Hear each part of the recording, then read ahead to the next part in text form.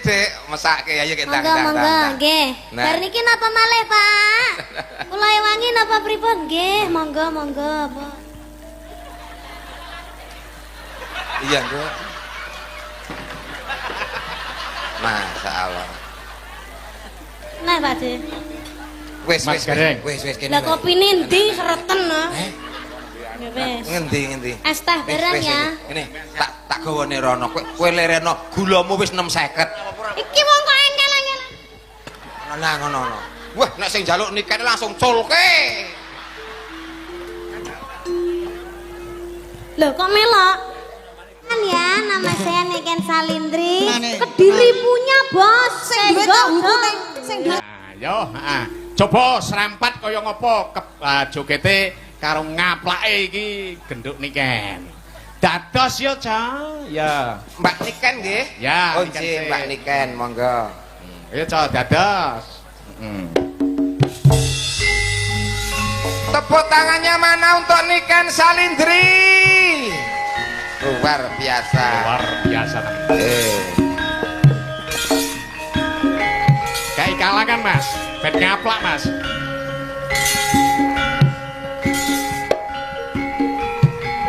Lampune kula, Pak. Kencelengane sing banter ya.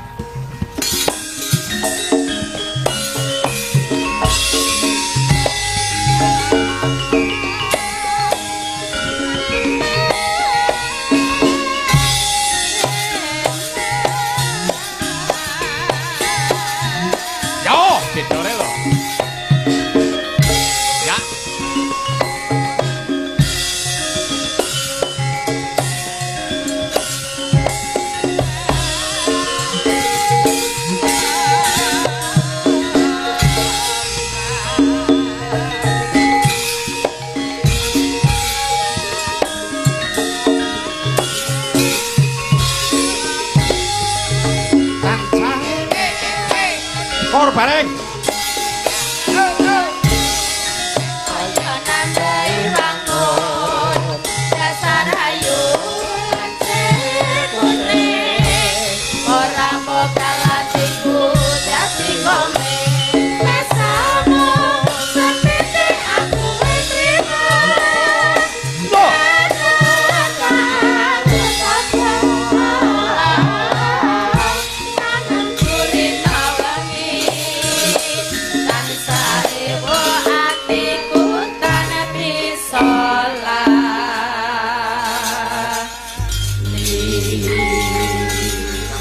Halo Mbak Nike. Ya.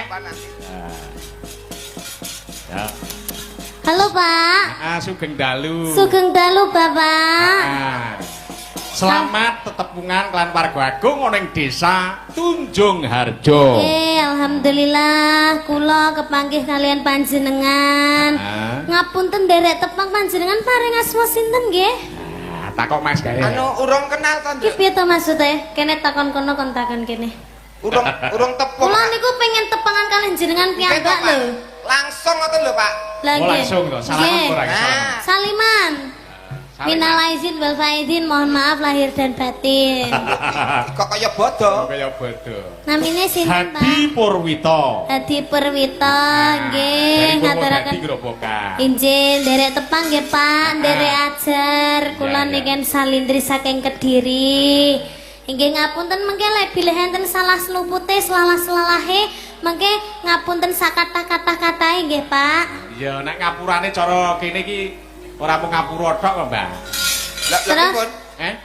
Nek cara kene upama kleru ku ora mung cukup ngapura lha. Ora cukup ngapura. Lah terus kudu pripun? Ya karo ana pancen ana dendane lan syarate ninggali, Mas. Ninggali. Ya. Waduh. Awor dalang iki kaya awor Bang Mekar malah. Kok kleru ninggali. Mas Gareng. Lho, dawuh. Heeh, Mbak Niken. Nggih. Luar biasa Luar pada biasa. malam. Ini loh Mas. Iki bintang tamune cacah ana 3. Mas Gareng. Sing genah bintang tamune nggih Mbak Niken kali Mbak Elisa. Nak kowe Niki binatang tamu. Kethek kok. Lah sampean ki lho liyane do maca ayu-ayu ya gone ganteng-ganteng sampean pupuran putih dhewe nyapa? Justru aku ki wonge sing ora sombong, Nduk, Cahayu. Nggih nyapa? Aku mau ngetokne ketampanan wajahku yang asli.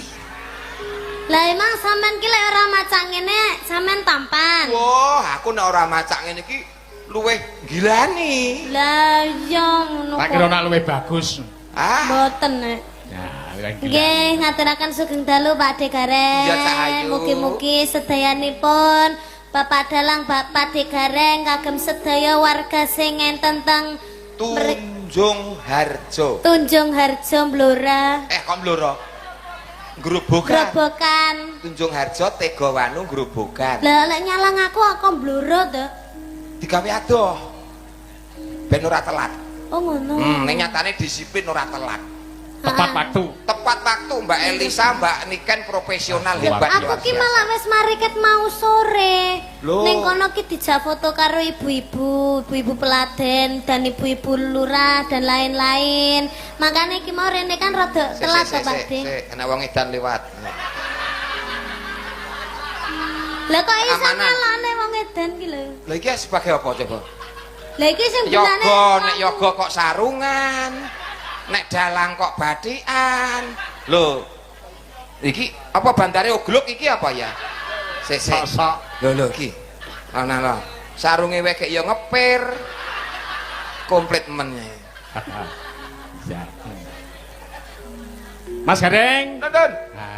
Iki yo kinarya pambuka. Nggih. Biasane Mbak Niken Salindri, Mas. Kira-kira sing biasa lelagon sing diaturake apa, Mas? Ayo Wis iki to. kunjuk Monggo. karo masyarakat Desa Tunjung Harjo. Nut napa ingkang Pak ngersake napa? kula napa-napa saged to, Pak.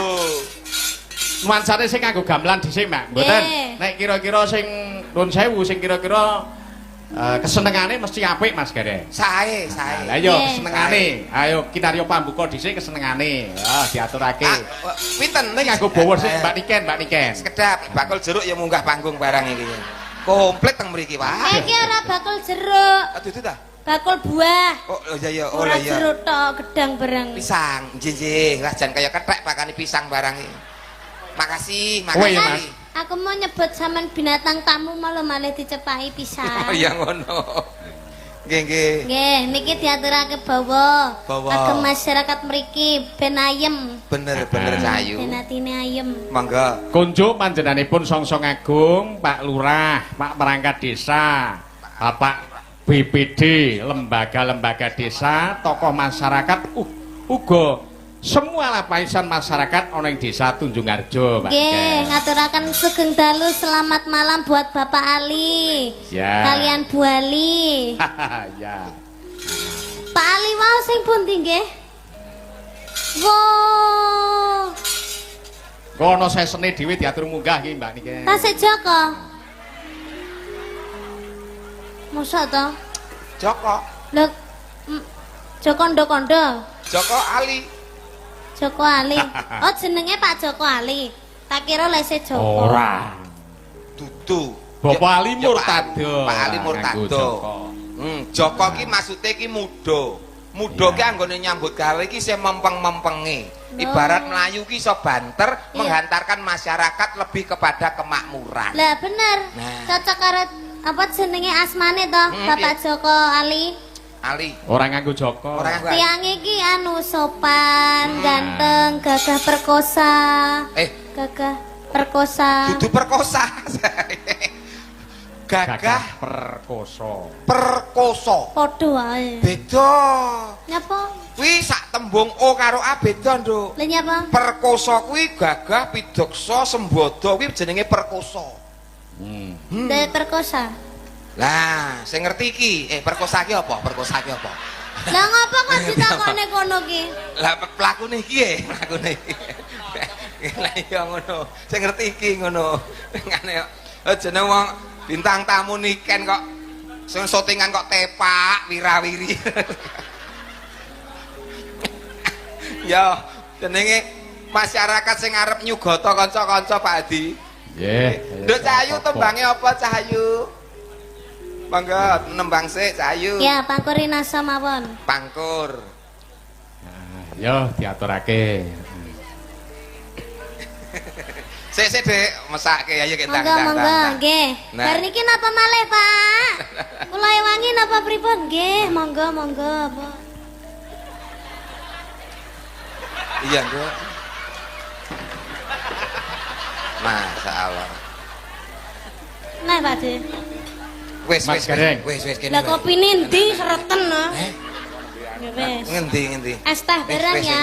Ini tak gawane rono. Kowe lereno gulamu wis 6,50. Iki wong kok engkel-engkel. Nah ngono. Wah, nek sing njaluk nikah langsung culke. Lho kok melok? Ya wis. Rumangsaku. Sik. Kowe engko arep bali rene apa ora? Lah lempere. Nah, diperjelas. Iya, jan geleling tenan jan karya lecek iki. Sapa, Mas? Karya lecek, Pak. Lah. Mangga bawa sik.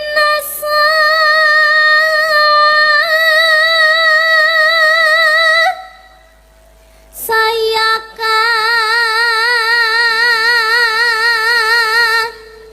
rasa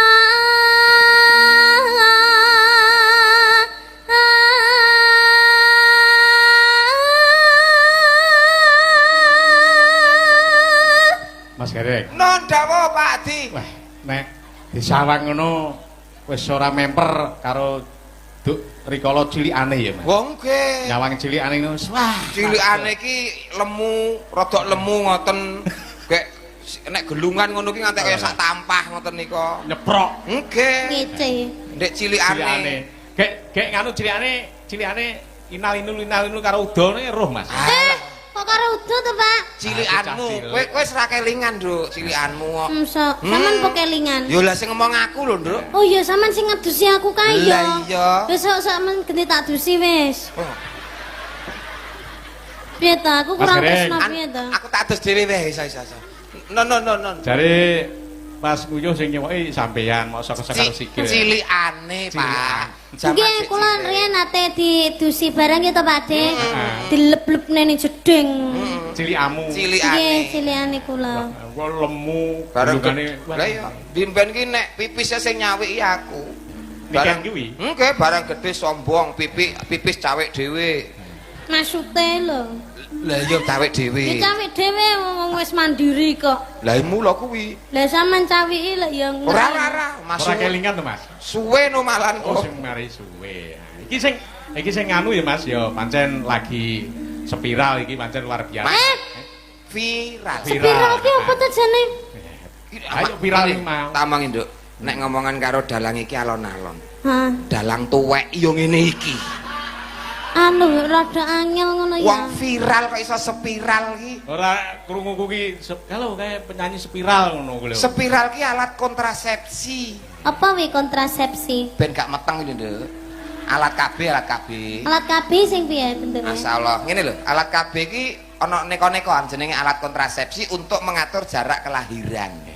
Nah, jadi supayane menjadi keluarga bahagia sejahtera sing diarani KB keluarga bercelana. Bercelana. Gak katokan.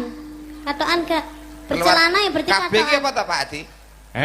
Pria keluarga bercelana to. Ora keluarga berencana. Arep direncana nek ora bercelana ya tetep meteng, Pak. Kalah karo celanane kuwi, Mas. Mula kuwi. Terus nek bawane sik kuwi aja ngrembug KB lho.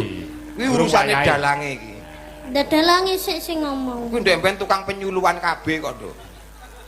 Ora mung kabine menungso, Mas. Ya. Karena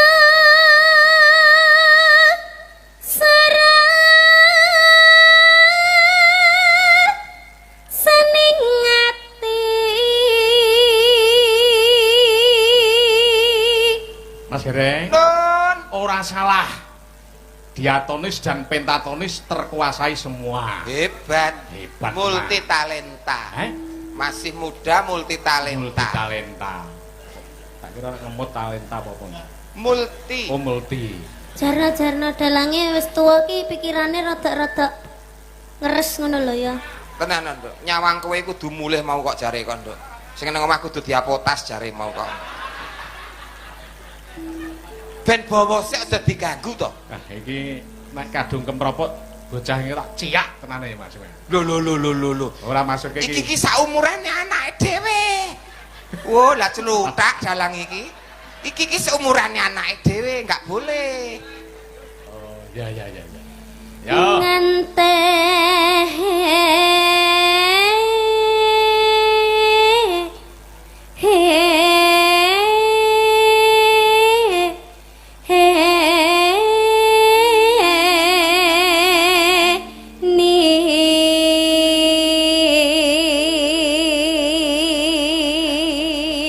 Faktor keberuntungane pancen yo duwe tenan Mas. Mungkin suara di luar itu juga banyak yang baik. Mas Gareng. Iya, pasuryane cantik, bocahe ramah, grapya. Banyak penggemar. Bejone iki yo ngene iki. Masa aku itu ramah. Ramah ya ramah toh, ramah terhadap sesama. Makasih. Mas Amma. Ya.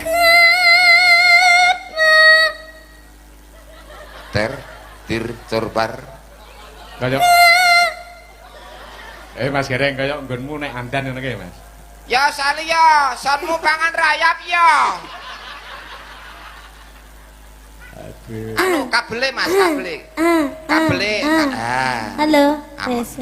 Mergo kae penonton. Heeh. Kanan kiri ya. Dadi kabele goyang.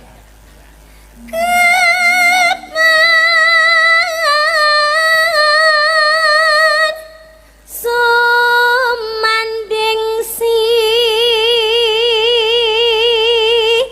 sehmu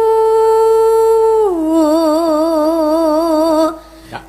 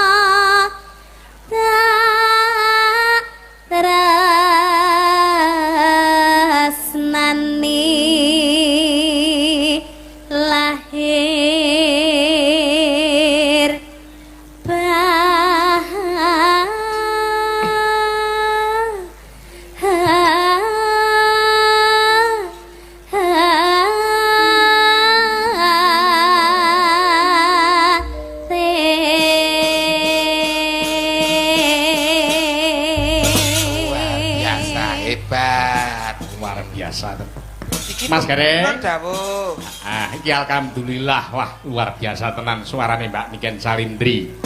ugi seneng kuyung Mas Gareng. Saking Panjenenganipun bapa-bapa kades sekecamatan Tegawanu iki ya rawuh kabeh. wah luar biasa nggih. Guyub rukun. Guyub rukun. Bapak-bapak kepala desa sekecamatan Tegawanu turut serta rawuh. Rawuh. Nggih, memberikan contoh untuk masyarakatnya. Uga paring berkalan pangestu panjenenganipun Bapak Ali Murtado nggone babarengan lan masyarakate. Unjuk syukur kelawan Gusti Kang Karya Jagat ujub sedekah bumi. Nggih. Yo, sak langgame apa Mbak Niken? Langgamipun Sewindu. sewindu. Ya, halus dhisik Mas. Ya. Kunjut dumateng bapa-bapa kepala desa sekecamatan Tegawanu Mbak Niken nggih. Nggih. Nah, mungkin dan perangkat desa juga tokoh masyarakat juga banyak yang hadir.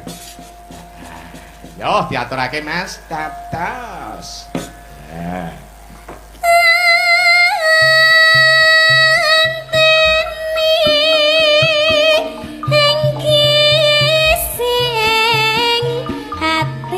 Kang suci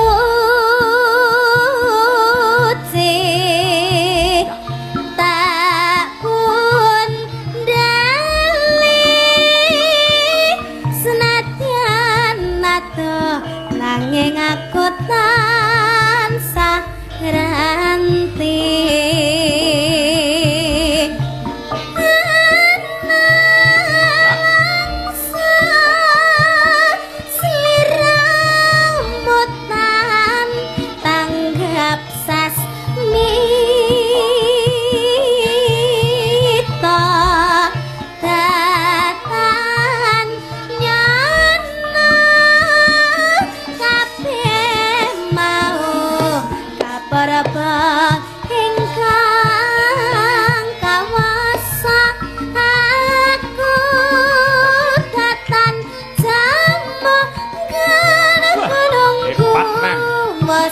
sewindu pindo mutiara nasimpan sajroning kalaga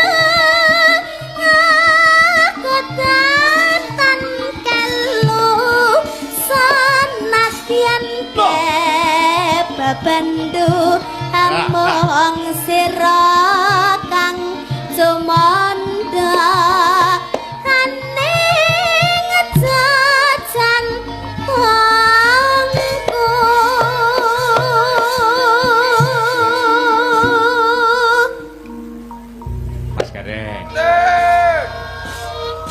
Apa-apa ki pancen genetik Mas.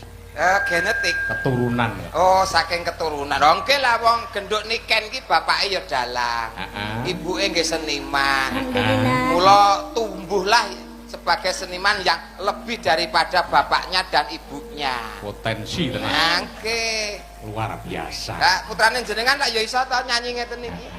Saorarane wong bapake dalang. Heeh. Ning dalang turunan karo dalang sekolahan ngono ki jane apik ndi Mas?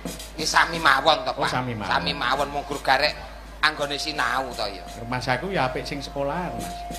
Wis turunan gelem sinau. Yo lanjut.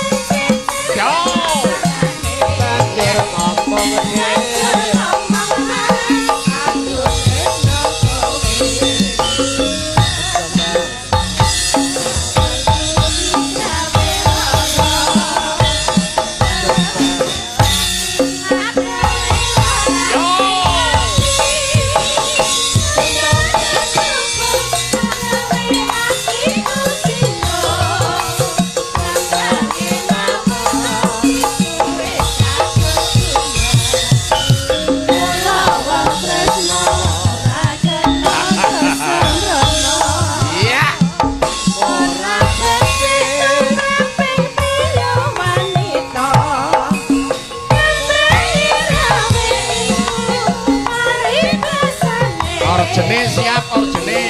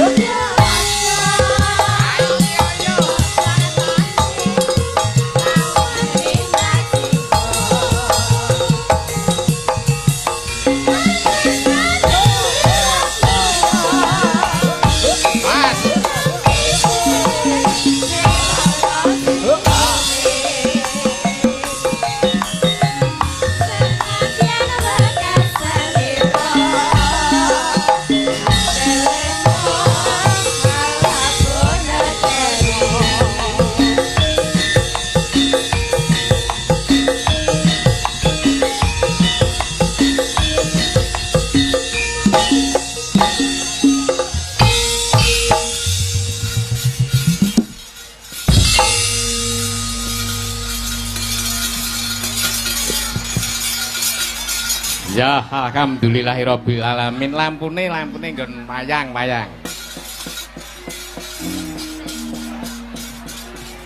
Tumplak blak nduk akeh wong banjir. Iya, kang mirsani bengi iki. Oh iya ya iya. Nduk gendok anakku limbo. Lampune putih diprepise. Sadurunge awake dhewe unjuk syukur kelawan Gusti Kang Karya jagat utawa atur suka parisuka nduk. Awake dhewe le becik luwih dhisik ngaturake unjuk syukur kelawan Gusti Kang Karya jagat kanthi ngucap alhamdulillahirabbil alamin ya nduk. Iya ya iya. Sabab apa nduk ana ing bengi iki ya kuwi ora ana liya saka karsane panjenengan Songsong Agung Kang asta ana ing Desa Tunjungharjo, Kecamatan Tegawanu, Kabupaten Grobogan. Ya kuwi ujub tasyakuran, malam tasyakuran sedekah bumi. Ya. Ya kuwi panjenengane Songsong Agung lan warga agung ana ing Desa Tunjungharjo kene. Sedekah bumi minangka pratandha rasa syukure Songsong Agung lan warga agung. Nggone sakwarsa kepungkur olah tetenen mardi bumi Siti Sawalan Pategalan nduk kang wis ditanduri ditanemi arupa wiji palawija, pala gumandhul, pala kasimpar, juwawut lan sak panunggalane tuwuh awohe. Iya. bisa matikel-tikel adoh saka panggoda pangrencana arupama tetanduran kaya tikus wereng malang sangit patelisan bun upas lan liya-liyane. Ya. Langkan suwun marang Gusti Kang Akarya Jagat, sawarsa kang bakal lumaksana uga sakteruse. Kang tanam tuwuh kang mapan ana ing desa Tunjung Harja kene tinebena saka sakabeng sengkala. Arupa kayata ama tetanduran. Ya. Cinaketa ing kabejan, loh kang tinantur dadi jinawi murakapi widodha kang jinaka rayu kang tinuju. Lestari kang kasti jumbuh kang ginayuh. Iya jeng iya.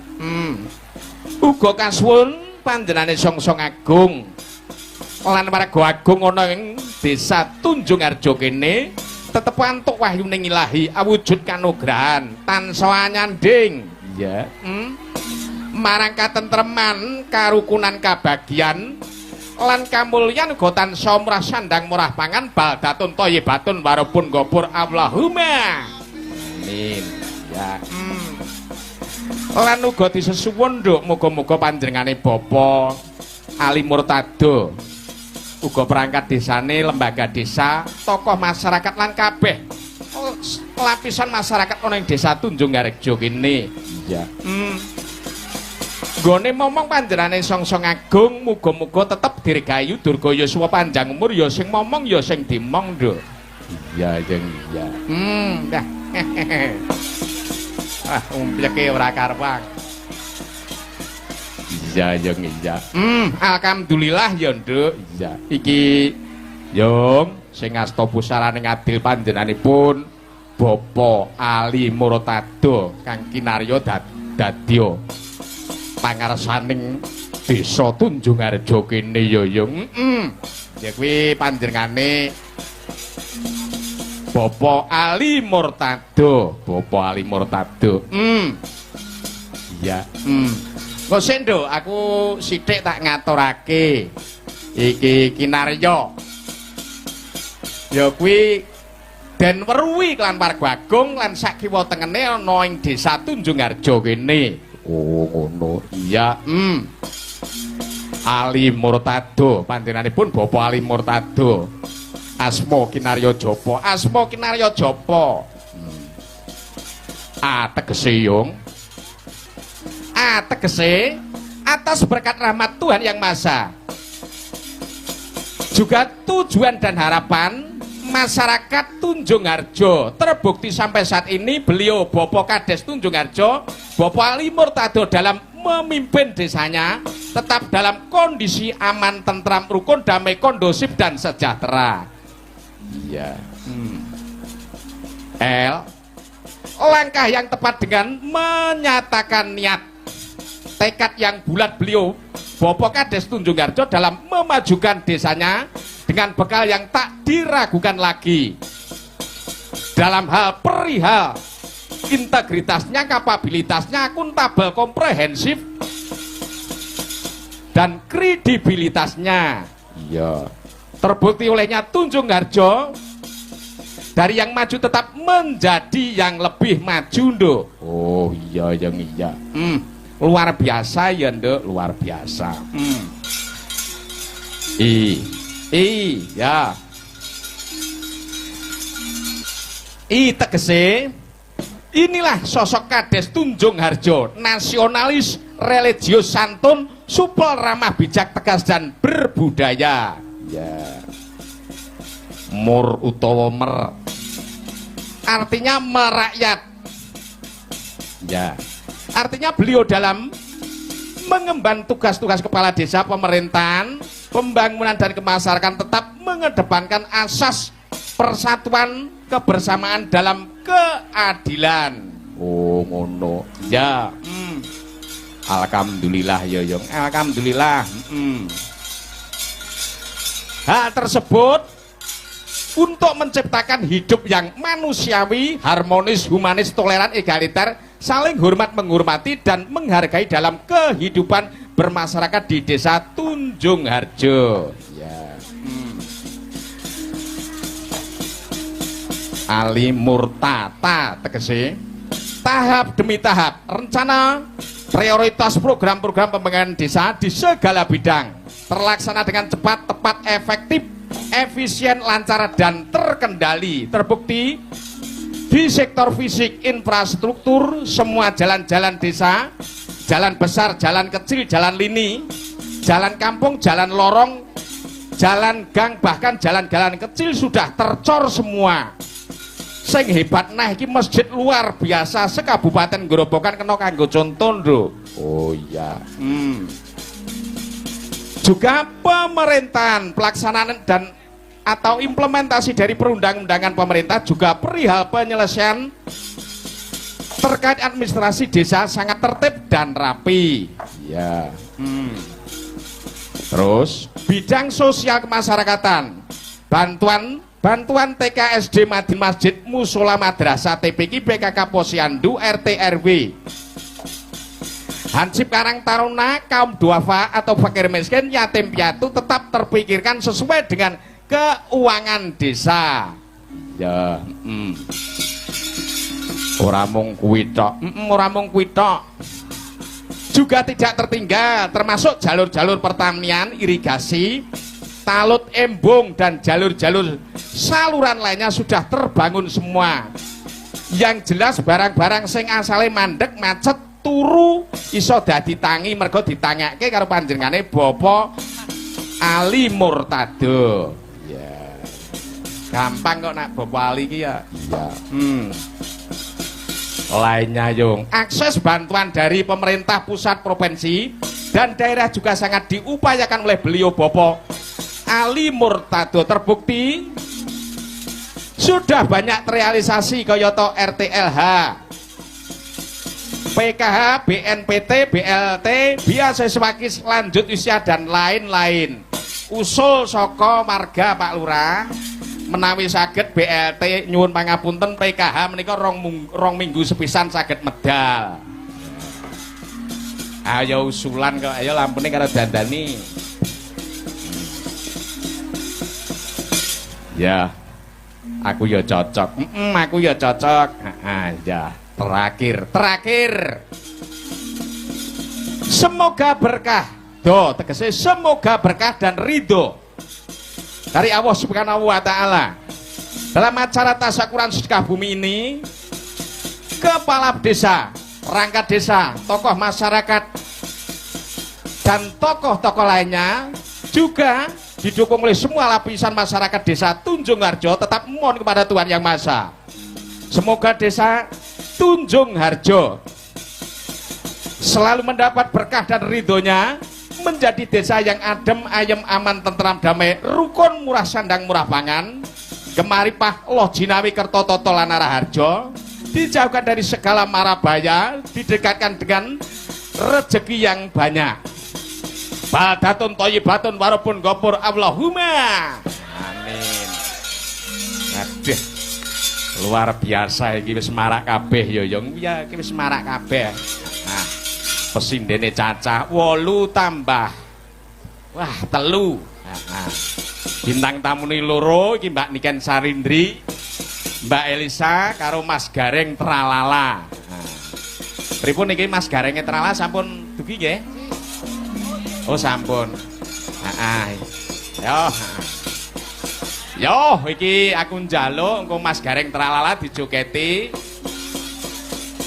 Kinarya pambuka, lelagon aja dipleroki dados Mas Gareng munggang panggungan. Ya.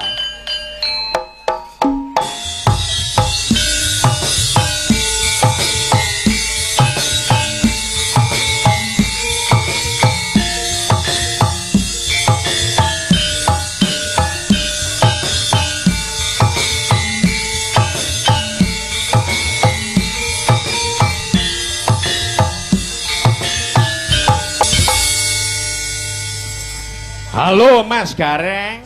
Aku pun juga halo Pak Hadi, cintaku sayangku. Nah, alhamdulillah tenan ya Mas. Alhamdulillah, alhamdulillah. Awake dhewe nadyan to setapak demi setapak, sak jangka demi sak jangka masih dicintai oleh warga Kabupaten Grobogan, klebu panjenengan Mbak Elisa dan Mbak Niken Salindri.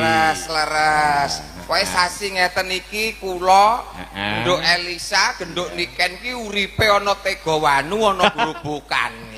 Apal Mas. Wah, lah iya wong mergo sasi ngeten iki daerah mriki pancen nembe rame-ramene acara bersih desa utawi metri dusun. Potensi sekali. Nggih, sangat potensi. Nggih mung niki wau transite tenggene dalem sing apik niku.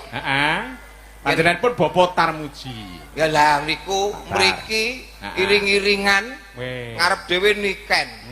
Mburine Elisa. Iya. Mburi dhewe kula. Pas teko Niken, Niken, foto Niken. Teko nggone Elisa, Elisa cantik, Elisa sayang. Teko nggone gare. Bareng teko kula, lho malinge kecekel. Aku adomen sebate, Mas. Ya beda wong ya. Kono ayu kok kene tuwek. Sing punya skill sendiri-sendiri, Mas. Dek Niken, Dek Elisa dalu niki sing diantu-antu kalih warga masyarakat wonten ing Tunjung Harjo, Tegawanu, Grobogan. Nah, estu sami-sami ngumpul dadi siji dalu niki lapangan sing kados pekaten jembare ora mung kebak niki malah pun menek teko gendeng-gendeng barang pun. Intine Pak Hadi bahwasanya kumpule warga masyarakat sing kados mekaten kathahipun tur situasinya aman terkendali tentram mujudaken masyarakat ingkang guyub rukun bersatu dan padu. Tepuk tangan untuk warga masyarakat dan penonton semuanya. Luar biasa ndadekke semangate sing nyambut gawe Pak ngeten niki. Trasasat ora usah bayaran rapopo, Mas. Lah iya tetep bayaran Pak, ora bayaran ya. Ora bayaran ya piye. Oh iya. Ya tetep bayaran. Oh tetep. Ning kuwi mung kanggo sarana. Ning sing baku nggih ketemu karo dulur-dulur ngeten iki. Nek diukur mareme ati, tinimbang karo bayarane luwih marem ketemu karo sedulur akeh ngeten iki. Seniman sejati pancen ngono kuwi. Nggih, lah niki umpama Pak Adi lagi semangat to. Semangat. Lah nggih ditonton penonton kaya ngene oke lak semangat to. Semangat. Lah umpama kula dalange penonton kaya ngene oke iki wayangan tak bubarke sesuk jam 11 awan.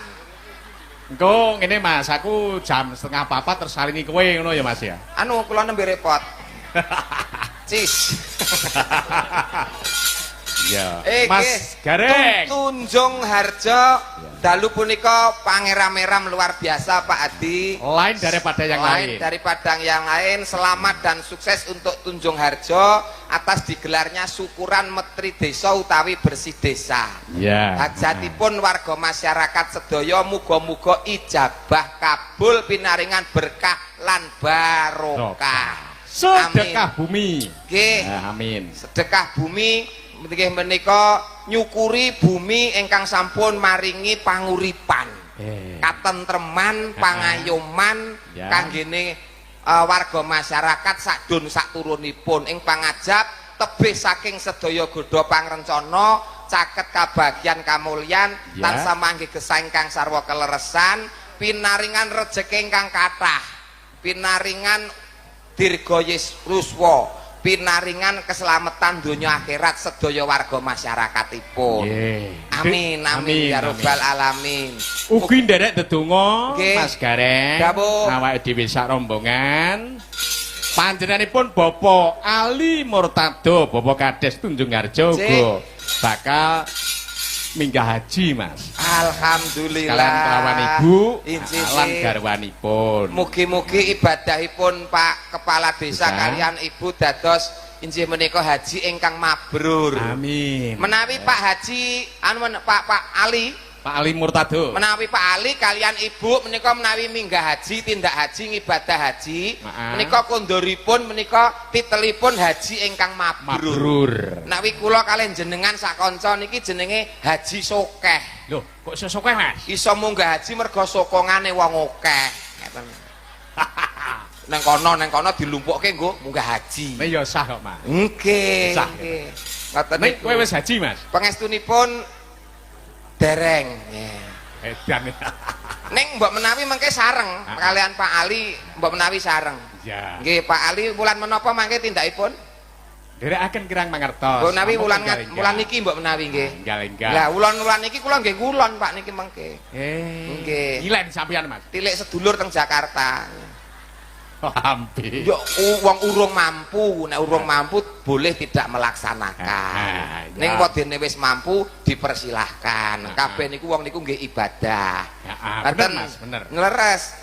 Wangsul dateng temanipun bersih desa wonten ing sedekah bumi wonten ing Tunjung Harjo mriki. Saestu muga-muga para kadang tetanen ingkang sami nenanem pinaringan subur kang tinandur ijo royo-royo panene melimpah omone ilang hasil panene nek didol iso cukup nyukupi kanggo keluargane Allahumma amin. Amin. Sing pegawe mundhak jabatane ditresnani gede pangkate gede gajine Allahumma amin. Sing sekolah pinaringan pinter insyaallah dongane piyai kathah sok ben enek menteri saka Tunjung Harjo mriki Allahumma amin amin ya rabbal alamin. Prawan rondo gek ndang rabi duda joko gek ndang rabi sing tuwa-tuwa gek ndang munggah haji kados Pak Ali ngaten Allahumma amin. Manut pangarsane kok ya Mas. Nggih nggih ing ngarsa Sung Tulodo ing Madya Mangun Karsa tuturi handayani gene Pak Ali sudah memberikan contoh yang baik. Mula sing teng mburi-mburine klebu perangkat lan masyarakate juga harus istiqomah atas semua apa sing dicontohne saking panjenengane Pak Lurah.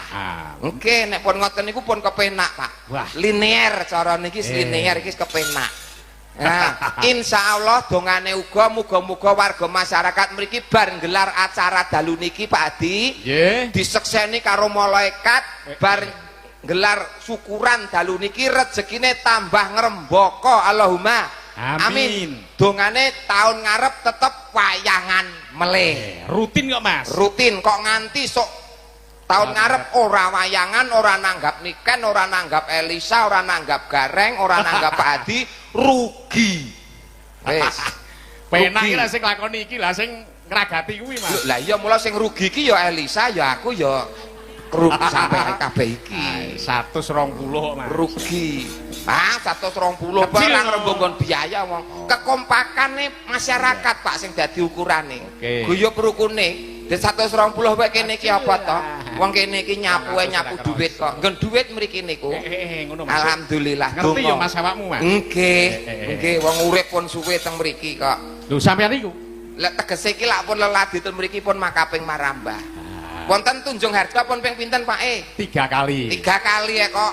Umumnya kearifan lokal saka panjenenganipun Bapak Halim Murtado wah tidak akan ditinggalkan. Nembe 3 kali niki to.